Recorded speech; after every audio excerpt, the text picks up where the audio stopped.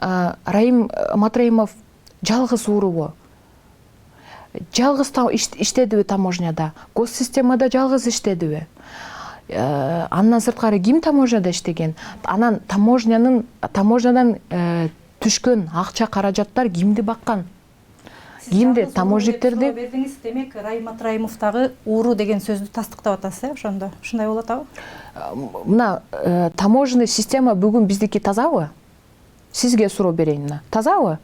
Мен суроого жооп Система тазабы? Система тазабы? Система негизи таможня таптаза, эң жакшы система менен иштейт деген сөзгө ким ишенет? Эч ким ишенбейт. Соттор тазабы? Соттор таза эмес.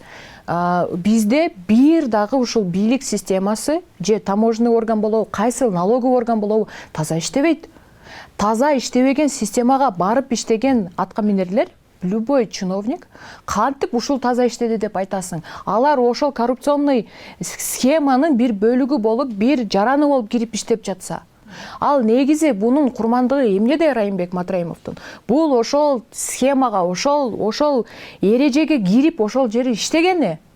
Ал жерге иштеп, ошол жерде, ошол системага аралашканы, өзүнүн катасы ошодо болуп атпайбы?